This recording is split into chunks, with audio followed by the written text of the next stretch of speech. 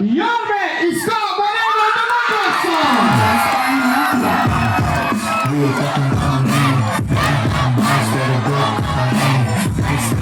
Mga dope na gawin. Kung wala ka niyan, pwede mo na kunin. Wala kang pilis kasi madami kakaan. Pag di ka Nakakawaway lang eh, sabi na lang. Ay, huwag ka magkalala. Dalawa na tayong biktima. Noong araw, hindi ko rin alam yan eh. Naalala ko lang yan, oh. Nung nasa Cotabato ko, nagmo-motorcade kami. May sumigaw. Elme! Elme! Two joints! Eh, gumanon din ako. Nag-viral. Pero nakakapit na sa akin. Pero ito. Sigurado ako dito walang chemical. Magandang gabi sa inyong lahat. Oh. Nay! Mga tatay ko, mga lolo't lola ko, mga batang Maynila, maraming salamat sa inyo, ha? Alam ko, kanina pa kayo nag-iintay. Pagpapasensyahan nyo na, nanggaling po kami ni Chichi at Chensa sa District 4. At ngayon naman dito sa District 3. Pero maraming salamat, naghintay pa rin kayo. At ang balita ko, wala pa raw may ka dito. Gutom na kayo? Hindi magalala, nilipas din yan. At on behalf of the entire Yormes Choice, dito sa community, no? Pasensya na kayo ha, na istorbo namin yung daanan ninyo. Pero huwag kayong magalala, hindi naman matagal ito. Saka, hindi naman namin sasayangin ang gabi, oras, ha? At saka, yung pagtsatsagan yung tumayo at makinig sa amin. Dahil, hindi naman kami nagpunta rito para magdala ng masakit na salita, or panira, or kwentong walang kwenta. Wala kayong maririnig. Dahil yan din naman ang bilin ko sa mga Yormes Choice. Sabi ko sa kanila, mag-report na lang kayo sa taong bayan. Kung kayo naman first time tatakbo, sabihin nyo na lang yung gagawin nyo. Pagkayari, hayaan yung taong bayan na magdesisyon kung sino ang gusto nila. Tama ba? Meron bang masakit magsalita rito kanina? May masakit sa tengang kumanta, alam ko, sigurado ako. Huwag kayong mag-alala. Hindi po ako doktor, pero sigurado ako walang depresya tenga nyo. Walang depresya ang speaker. Pero, konti na lang apple. Konti na lang. Apple! Apple! Practice more. Sa mga nanay, tatay ko, sa mga senior citizen, I love you. Ayun ang pinaka-paborito ko sa lahat. O nay, tay, mainit na mainit ang kampanya. Mainit ang panahon, mainit ang kampanya. Ang balita ko, napatawag na rin kayo nung kabila.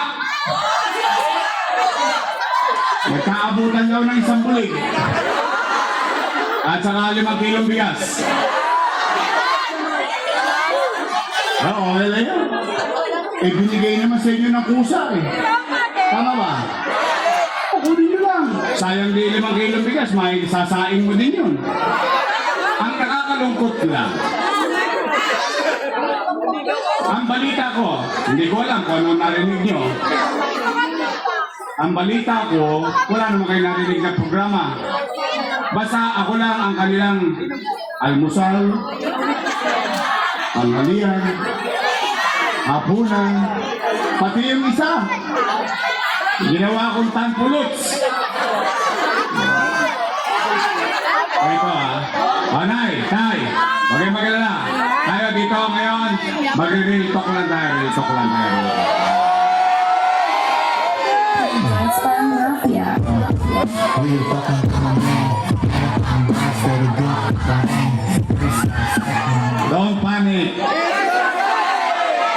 organic.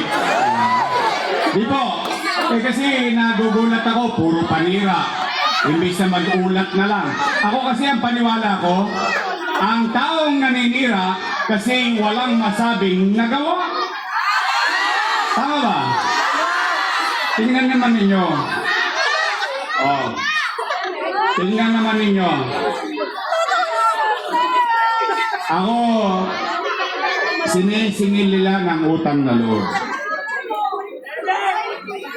Gusto nyo ba na marinig naman anong paniwala ko? Ito'y personal ko lang naman. Personal ko lang paniwala. Hindi naman kailangan kayo din. Pero kung pare-pareho tayo, di okay din. Basta po ang paniwala ko, ang utang na loob ay walang katapusang bayaran. Yan, naniniwala ko dyan. Kasi katulad ko, nanay ko si Chayong, ang tatay ko si Butete. So, Butete po tapalayo ng tatay ko si Joaquin. Kasi ang kaibigan nun si San Miguel eh. Nyangga sila nun. Close sila. Ngayon, kasama na sila ni San Miguel. Sumalamay tawa. Hindi ako magtatagumpay ng walang tumulong sa akin.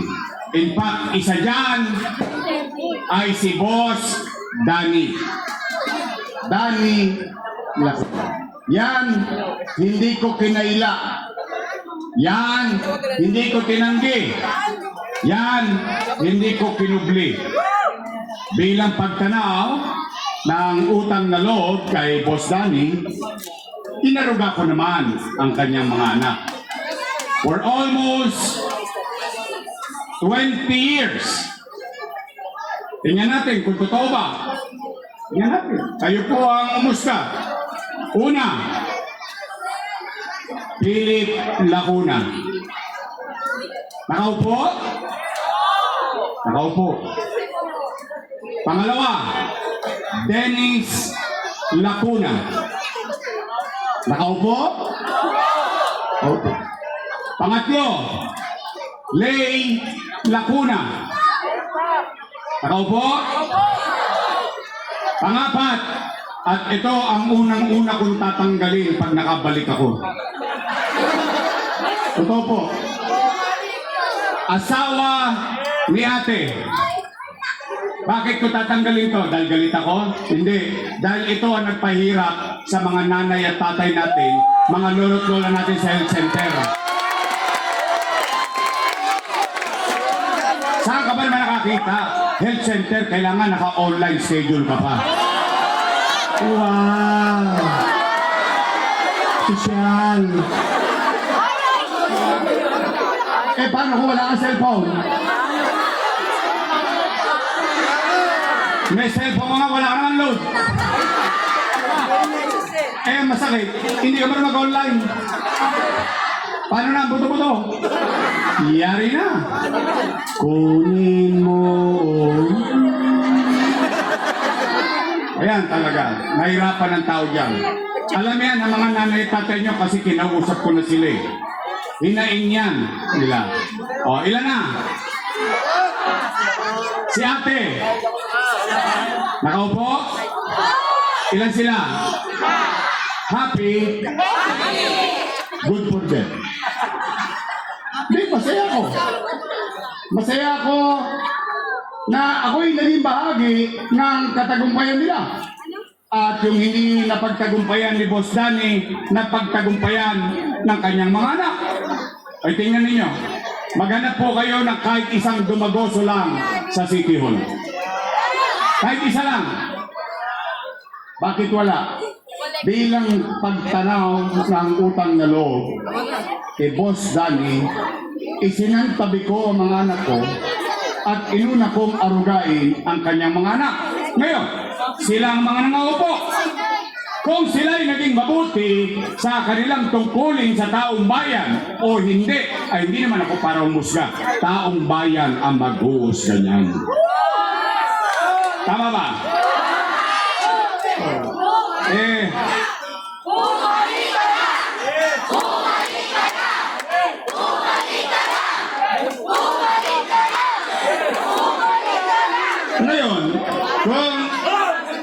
pagtanaw ko ng utang na loob ay hindi pa tapos. At naniniwala naman akong hindi pa tapos. Dahil ang utang na loob ay walang katapusang bayaran. Ang pakiusap ko lang, baka naman kung po pwede, sa ibang bagay na lang ako tumanaw ng utang na loob. Bakit? Eh may utang na loob din naman ako sa taong bayan. Kung wala ang Diyos at wala kayo, wala din naman ako sa kinalalagyan ko ngayon. Eh ngayon masama pa naman ba? Nadinggin ko yung panawagan ng taong bayan. Eh yung taong bayan ang nagsasabi at sumisigaw na, bumalik ka na! Bumalik ka na! Bumalik ka na! Bumalik ka na! Hindi masyadong lakasan. Baka masigawan din kayo. Wala na ba?